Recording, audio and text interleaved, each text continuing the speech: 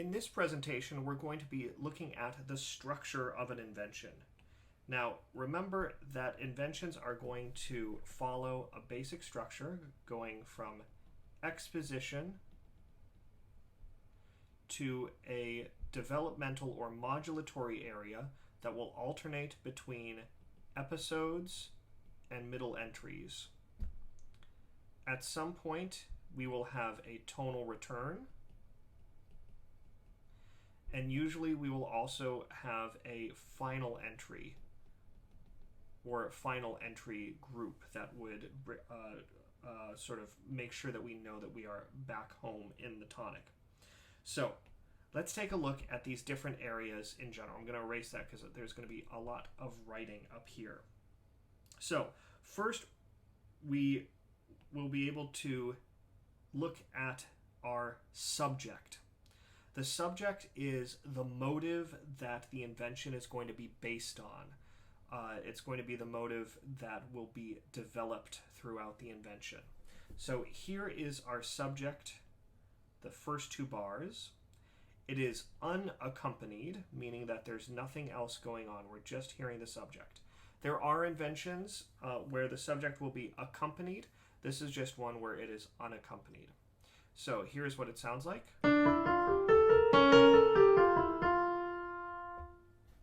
Now, there's a few things that we can note about this subject. First of all, we can note its harmonic structure. This first measure outlines a 1 chord. This second measure outlines a diminished 7th chord. Basically, what's happening here is we've got an ornamented 1 with some extra passing tones in it. We reach that B flat and we leap down to the C sharp. So we have here an ornamented 7 diminished chord. So ultimately the harmonic underpinning is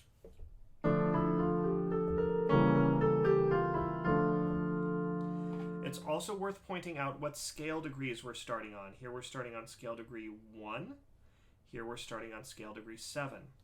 It's important to note this harmonic context because this motive will be developed a lot. And not every appearance of the motive is an appearance of the subject. When we hear the subject, we're listening for this, the same tonal function. So the subject reappearances will have the same tonal function as each other. I should point out that sometimes we will have slightly different harmonizations, but most of the time, and there will be some exceptions, but most of the time what we're going to see is that we're going to be starting on scale degree 1 and then moving to scale degree 7. It's also worth pointing out that the contour of this motive, because it implies a sort of compound melody. We have one line that proceeds upwards and then downwards. And then we have the implication of another line, this lower line, going from the D down to the C sharp. So in essence, we have two lines here, which also helps to explain away the fact that the leap from the B flat down to the C sharp is not balanced. We should technically go up from that C sharp up to a D, because we have a large leap and it wants to contract. But in this case, it's okay because it's part of a compound melody. All right, so as we go on, we see this subject occurring again, imitated here in the left hand. So here is our subject, here is our subject again. I should, of course, mention that we are functioning in the context of D minor. So this subject, once again, ornaments the 1 chord and the 7th chord, and that is very clearly indicated to us because we have our first appearance of a counter subject, which I will label CS. So a counter subject is a motive that appears at least several times against the subject.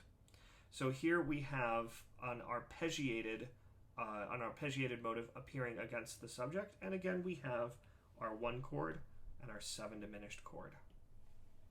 We know it's a counter subject and not just free counterpoint because we see the idea coming in again here.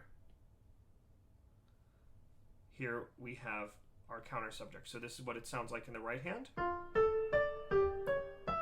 Here's what it sounds like when it comes in the left hand. It is worth pointing out that the second half of this is not exactly imitated. There is a free imitation going on, but it still keeps the same contour. It still goes up and up. It is still arpeggiated, and they both imply 1 and then 7 diminished 6.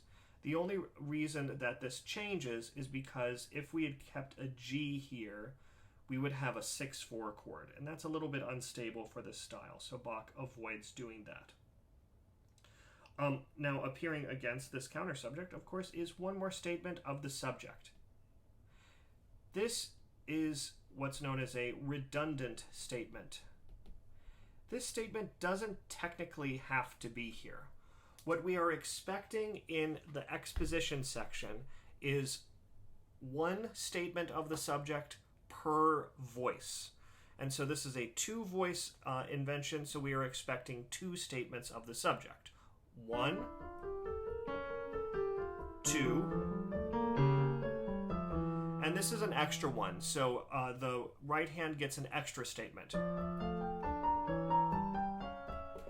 I feel that he does this for a couple reasons. This is such a short invention that it makes sense to give us a further taste of the subject. But it also opens up the texture a little bit. It opens up so that we have a higher register.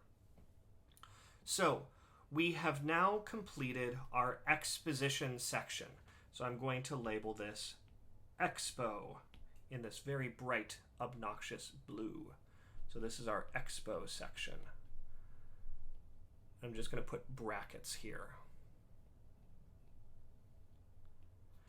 After the exposition section, we're going to go to a developmental section, a modulatory section, that will alternate between episodes and middle entries. Episodes are areas that develop the motives that are introduced in the subject and the counter subject, and typically we will often see them sequence, and we will often see them modulate as well. So let's take a look at what's going on here. In the right hand, beginning at the end of the first system, we've got a lot of 16th notes.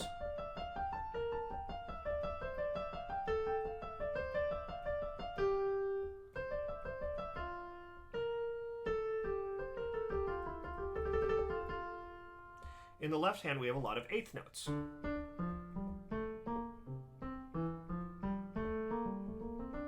Until we start getting some 16th notes. So how do we talk about this? Well, first of all, we can talk about this harmonically. So we can look at what's happening here. So we are still in D minor. This would the first bar of our episode here would be a 1 chord. Then we move to the next bar. If we count this A as a passing tone, and we add in some, and we are cognizant of some other passing tones, then this appears to be a 4 chord. Then looking again in the left hand, that C and the E, we get a flat 7, and then we go to a 3. Now, after this, I don't see many more C sharps. So it seems to me that we would be moving towards F major, going 5 to 1. If we continue onwards, this G, B flat, D, and F seem to outline a 2-7. This E, D, G, and B flat suggest a 7 half diminished 7. A, F, C, and E suggest a 1 major 7. D, C, A, and F indicate a 6-7. Then we get a 5-7, a 1-6, then a 2-5, and 1. So harmonically, here's what we have. I'm going to play some block chords.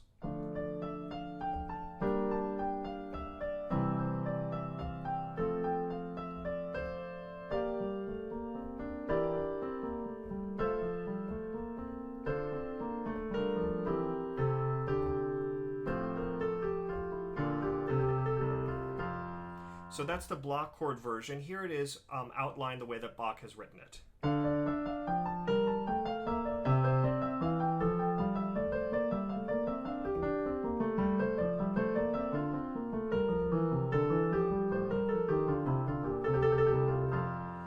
So note that all of this is functioning harmonically. So we are being aware of our harmonic functionality here. 1 to 4 to 7 to 3, and then at this point we're in F, so it's going 5 to 1. Outlines a circle of fifth sequence. Then we get a slightly different sequence going from 2 to 7 to 1 to 6. And then 5, that resolves to a 1-6. Then we go 2, 5, and 1. So all of this functions idiomatically within common practice era harmonic motion style. So let's now talk about the motives that are occurring here. When we discuss motives in this style, it is very common to hear reference to X motives and Y motives. Our X motives are going to be motives that look like the subject. So the subject is going to yield X motives, and the counter subject will yield Y motives. So we'll hear X and Y motives often used when we're talking about Baroque counterpoint. So here in the right hand, these strings of 16th notes suggest to me an X motive. So I'm going to label this X. Now there are some slight differences. Though we do have the leap of the 7th, for instance at A down to a B flat, it's changed afterwards, and we also have a leap here at the beginning. Now I could detail each of those intervallic changes, but in general what we often see is that a change in the motive will just be labeled with a prime. So this would be labeled as X prime. Now we look in the left hand. The left hand sort of bears a slight resemblance to the Y motive, but it's more the rhythm of it. So you might even just label it as Y rhythm, or YR maybe. So we see this continuing, this X prime continues. It's transposed here. I could note that it's transposed. I'm just going to label it as an X prime for now. Depending on the level of analysis that you're doing, you might say exactly what it's transposed by. The fact that it's a tonal transposition, that is, it's at least at this point we're in the key of F, so it's not being transposed by the exact quality of each interval.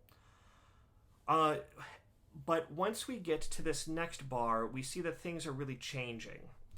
The string of 16th notes is no longer 2 measures long. We only go up to the leap. And so this is sometimes referred to as a fragment.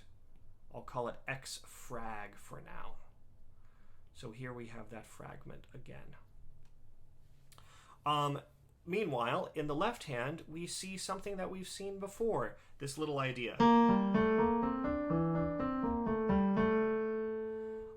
That looks exactly like X prime, just transposed. So I'm going to label it as X prime. I'll label this as X prime. And one more X prime for good measure. There we go. One thing that we should note about the left hand, though, let's take a look at what exactly is happening here. I'm going to highlight from this F up through this leap. So that sounds like this. And then that reminds me a lot of the approach to the leap in the opening motive. I'll highlight that in red right now. So the opening motive going up and then leaping down. It's just that in this case, it's stretched out. So I'm going to call this, it's not just the rhythm of Y, but it's also the X augmentation. And the same thing happens here. X aug. So everything thus far is a derivative of something that we've heard in the exposition section.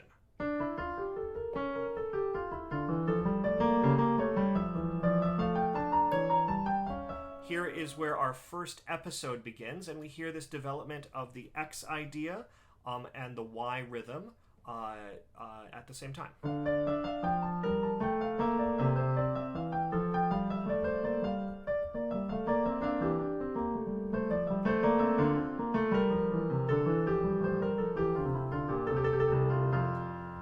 Just a couple things more to note in this, our first episode, which I will label here Episode 1. A few more things to note. First of all, if we take a look at these notes here, those look a lot like that X aug idea, except it's flipped upside down. This was going up, this goes down. So what I'm going to do is label this as X aug inverted. And it's just a part of it, so it's also a fragment. X aug in frag. It makes much more sense when it's in the context of actual music. But that sounds like this. And then we have this idea, then we have a continuation of an X fragment here, this downward scale, looking like the downward scale of the subject.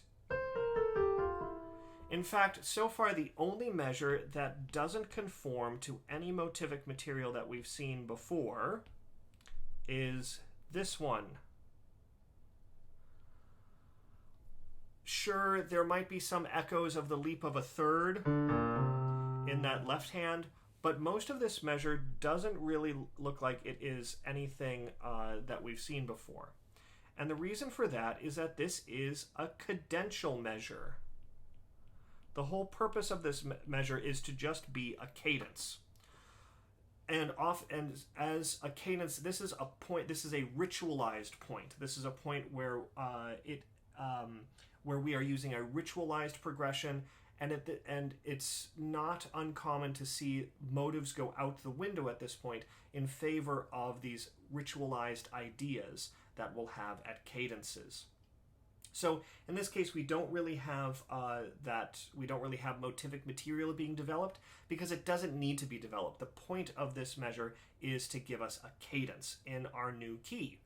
Before this point, everything has been moving along in this sort of moto perpetuo style. And here we finally have a cadence. We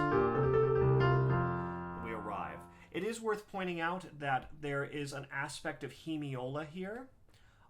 We can hear, if we wish, the harmonic rhythm like this. So it's going to sound more like this. And if we harmonize it, we can have the sense of 1, and then a 6 and a 2, and then a 5, and then a 1. So tonic, predominant, and then dominant motion. So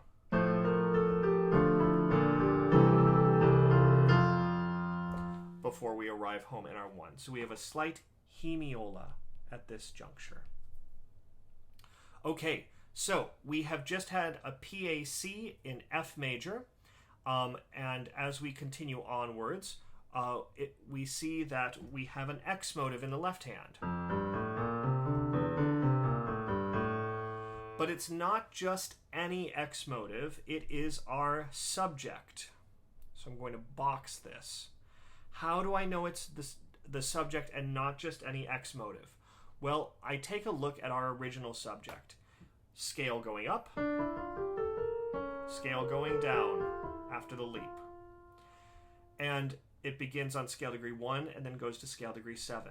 Here we have that exact same idea with beginning on scale degree 1 and then going to scale degree 7 at the beginning of the next bar.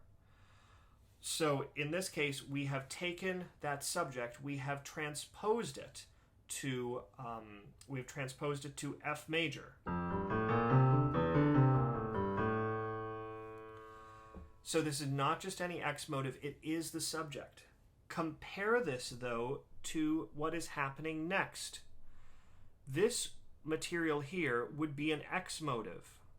It would not be a subject.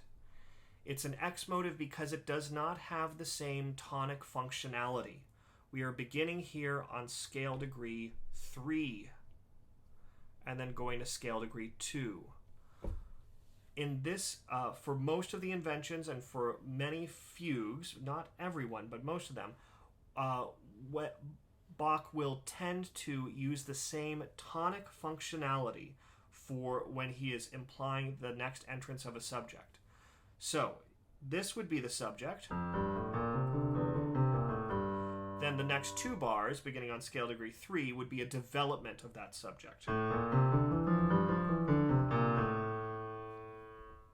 So that would be our X motive just transposed. So X trans or X transposed. So now we go on, and at this point we can now identify that this measure and this measure only was our middle entry. So this is ME1. Middle entry 1. We have had our exposition, our first episode, and now our first middle entry. That is an entry of the subject that's in the middle of the piece. After that, we begin our second episode. And this episode is made up of much of similar developmental material that we had seen before. A few things have changed. Here is our X frag that we had noticed before. Here is what that sounds like.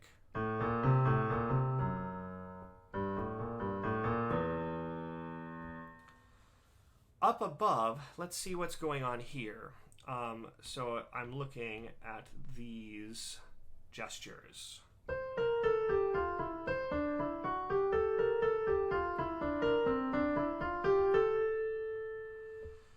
So in these gestures, we see lots of 16th notes, and we do see a big leap. And part of that leap is a 7th leap. So it does look a lot like the subject. There have been some changes, though, and so one of the big changes here is that it has been flipped upside down. It is X inverted. There are some interval changes as well, but the main thing here, if I'm going to paint with a broad brush, is that the main idea here is it's upside down and inverted.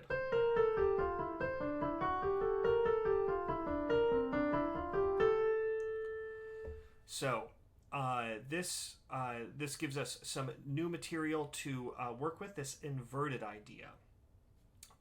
Let's go ahead and do a harmonic analysis of this.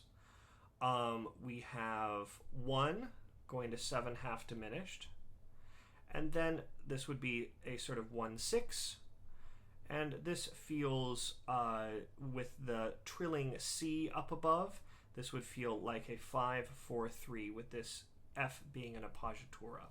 So here is what that harmonic progression sounds like.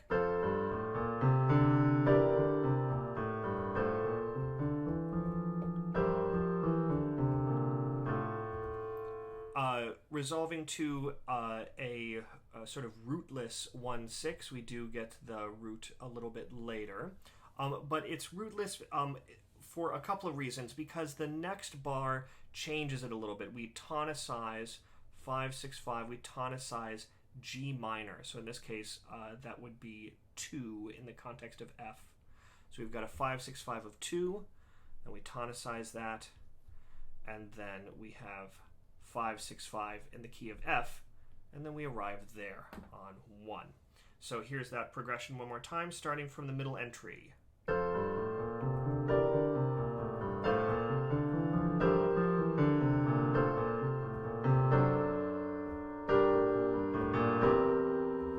then 1. Now what's happening here at 1? Surprise, we have a subject up here in the upper voice. How do we know it's a subject? It starts on A. I thought that we had to have the same tonal functionality. Well, let's take a look at where we're going. I'm seeing a lot of G sharps, and so we seem to be heading towards A minor. So in this case, this would be harmonized with a 6 chord. So, but if we look at the structure of the subject, here we have an A, here we have a G sharp. We're going from scale degree 1 to scale degree 7. Again, that same scale degree functionality. 1, 7. Just like we heard in D minor. 1, 7. So it's harmonized slightly differently, but the structure of the subject itself is kept the same. So this would be subject material with some sort of general Y rhythm accompaniments. All right, as we go onwards, we have some sort of X-ish material down here.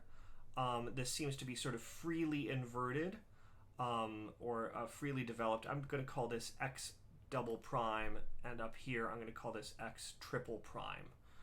We see this sort of general shape. The general shape and the general rhythm of X. Okay, so now we're going on, and this is a really fascinating part. This sort of X triple prime continues here. I'm just calling it that again because we just have this sort of sweeping 16th note shape. Now let's take a look at what's happening in the right hand.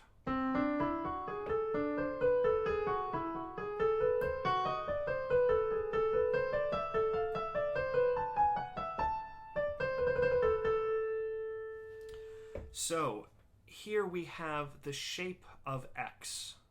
We have a sweep upwards, a leap downwards, a leap back up, and a sweep back down.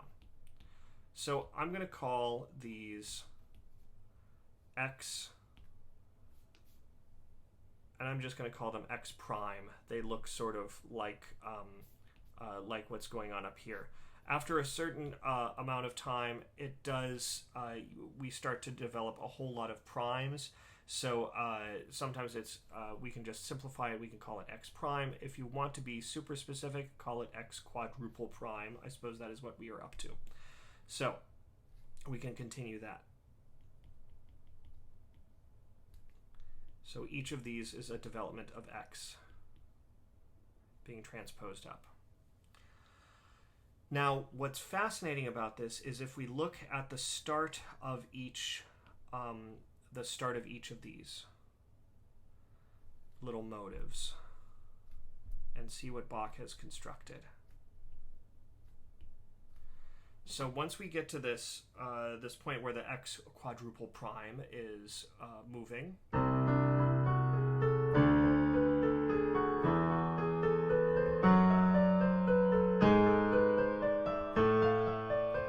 so I've doubled those highlighted notes in the bass.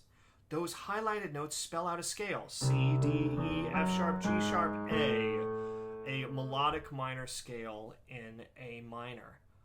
But of course, scalar material is part of our motive, especially scalar material that outlines a sixth, like we have at the beginning, D, E, F, G, A, B flat. So there is almost a sort of a hidden X augmentation going on here, which is really quite slick. I think it's quite cool.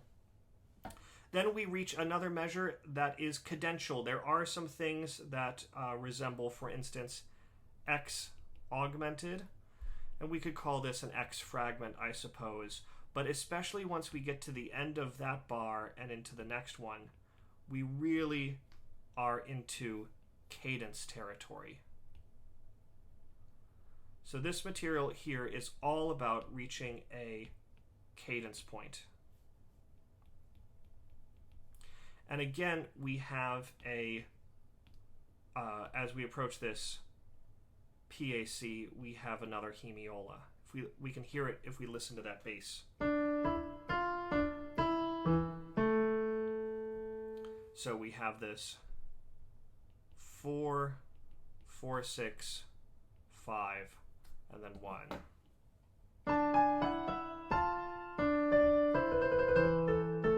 You can even hear this beginning as, right here, you can hear that as a 6 if you wish. So we have this cadence point. We should go ahead and look at a few sectional things. Here was our middle entry 2, this subject here, middle entry 2, and then that means this material that follows is episode 3. So now we continue onwards. We have cadenced in a big PAC. Immediately we start to shift. We see B flats, E flats, and F sharps. So we are heading towards G minor. So we head towards G minor, and this very clearly becomes a 5-6, or you can consider this a 5-9 if you want to consider that E flat as part of the chord. I hear it more as an appoggiatura in that case. But this seems quite familiar.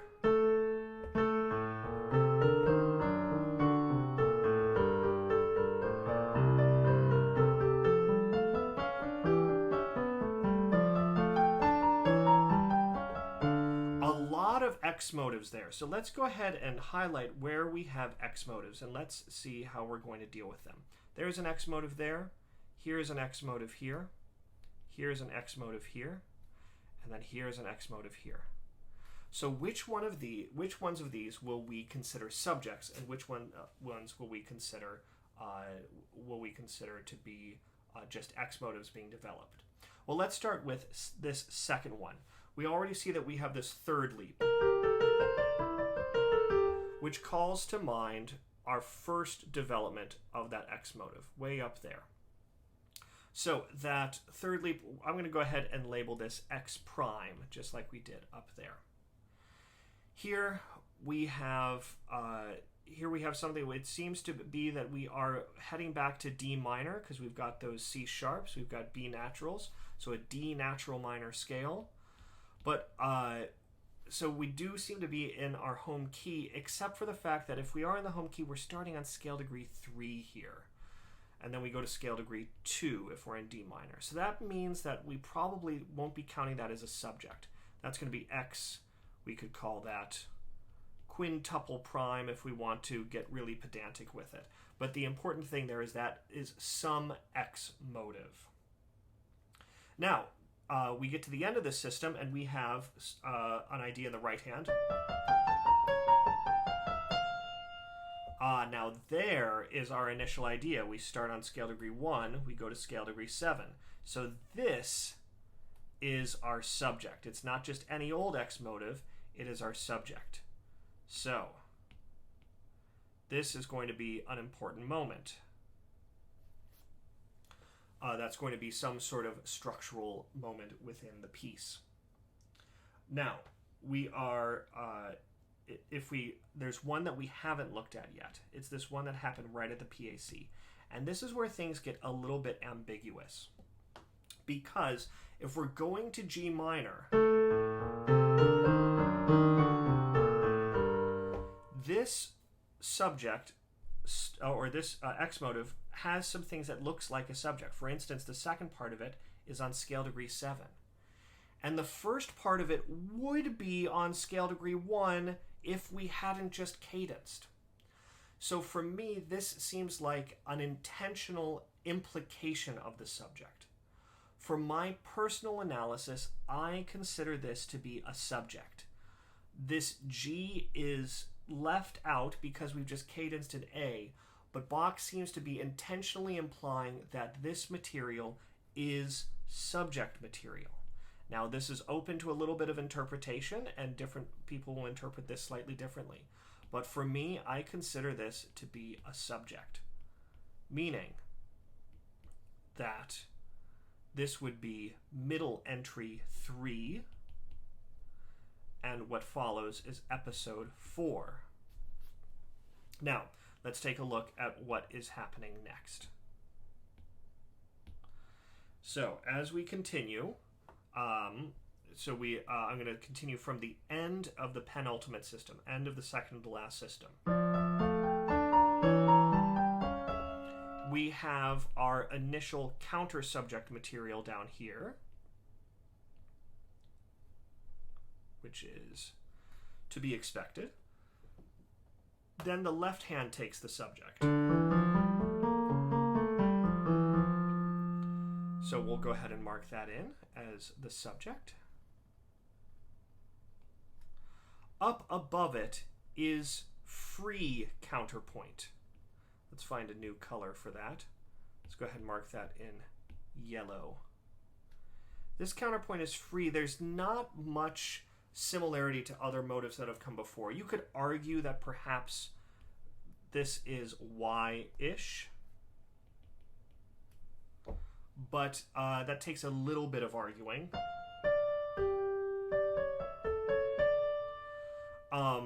And then this definitely seems free, so I would just count this as a free counterpoint. Then, as we continue on, we approach a cadence. But it is a big old deceptive cadence. So I'm going to mark that with a DC. This measure approaching the cadence, again, doesn't have much motivic material in it. You could make some arguments that those 16th notes seem to be X-ish, but really that measure seems to be mostly about the cadence. Finally, we have a sweeping gesture here in the right hand. Sweeps downwards, a leap up, and a leap down, and a sweep up again. This seems to be our X motive inverted. Sweeping down, leap, then sweeping up.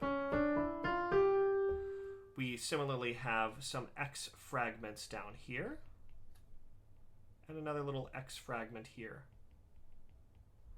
before one final cadence measure. This last bar giving us a cadence. It's worth noting that the cadences in here are quite similar. So there is our cadence, and here's our cadence, our PAC.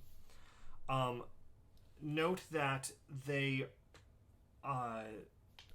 they all have this 5/5 structure on the second part of the beat.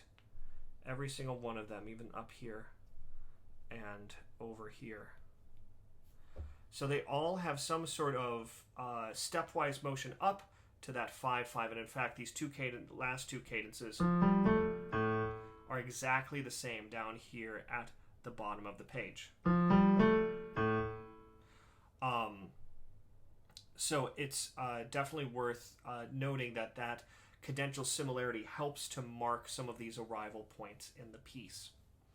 So for the last structural things that I would note, I would call these last entrances of our subject, I would call these final entries. That's hard to read, I apologize. But I call these final entries. And then we get to our cadence, this deceptive cadence, and I would call this a coda. It is closing material that happens after a sort of a final-ish cadence. Now, it's a deceptive cadence in this case, but it seems to be pushing us towards the end there. So I would call that coda material.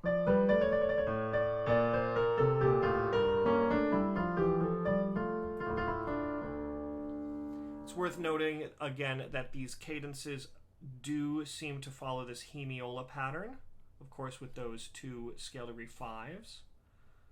So again, this hemiola pattern, which is very common when we're in triple time, And we hear at each of these structural cadences. So let's go ahead and go through this. I will narrate it. So subject. Subject with the counter subject. Then switched. Now we get episode 1. Sequencing, X fragments.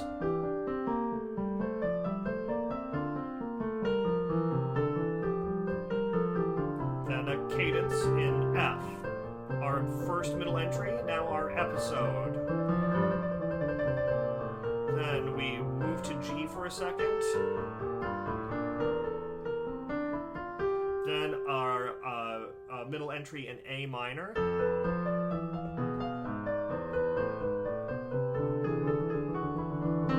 Our hidden accent augmentation.